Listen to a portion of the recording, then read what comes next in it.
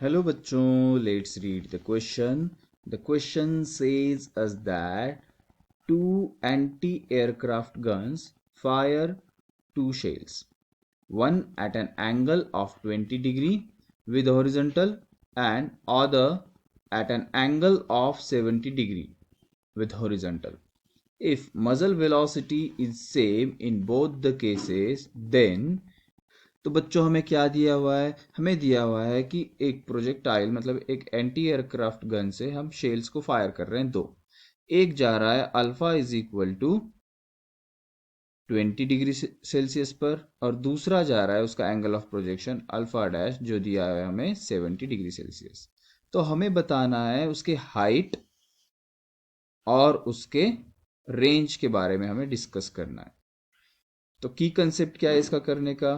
की कंसेप्ट ये है कि हम समझें प्रोजेक्टाइल मोशन में वर्टिकल डायरेक्शन में हाइट क्या होती है, इन वर्टिकल डायरेक्शन में हाइट क्या होती है और हॉरिजॉन्टल डायरेक्शन में रेंज क्या होती है।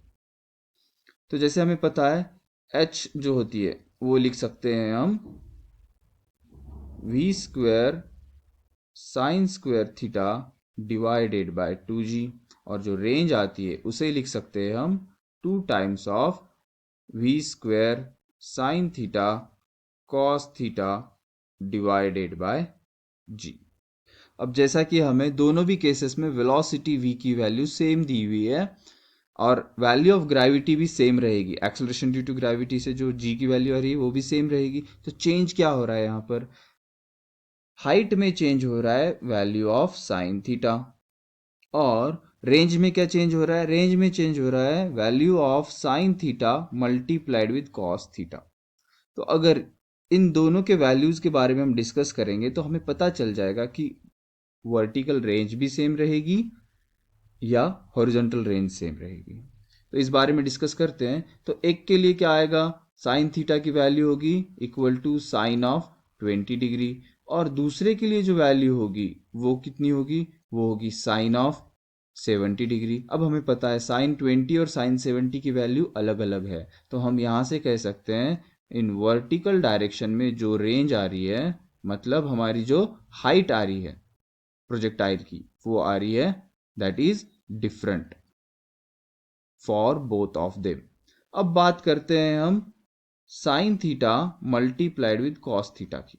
अब हमें पता है कि साइन 90 माइनस थीटा जो होता है वो होता है कॉस थीटा और कॉस 90 माइनस थीटा जो होता है वो होता है साइन थीटा।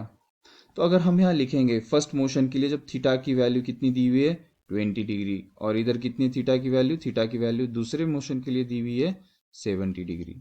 तो यहाँ पर क्या अगर लिखते हैं हम साइन 20 मल्टीप्लाइड विद कॉस 20 और इधर क्या लिखेंगे? इधर लिखेंगे हम sine 70 multiplied with cos of 70 degree. तो अब इसमें क्या हो रहा है? हम साइन 70 की जगह लिख सकते हैं इस आइडेंटिटी को यूज करके कॉस ऑफ 20 डिग्री और इसको लिख सकते हैं कॉस 70 को लिख सकते हैं साइन ऑफ 20 डिग्री। तो यहां से पता क्या चला? Sine theta multiplied with cos theta इन दोनों की वैल्यू इसके लिए सेम है। तो यहां से हमें पता चला both the shell will have the same horizontal range.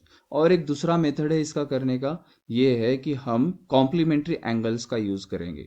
अगर एंगल ऑफ प्रोजेक्शन अल्फा दिया हुआ है और दूसरा angle of projection 90 minus alpha दिया हुआ है हमें किसी प्रोजेक्टाइल मोशंस के लिए विद सेम कंडीशन की वेलोसिटी सेम है, तो यहां पर दोनों की रेंज जो आती है वो सेम आती है।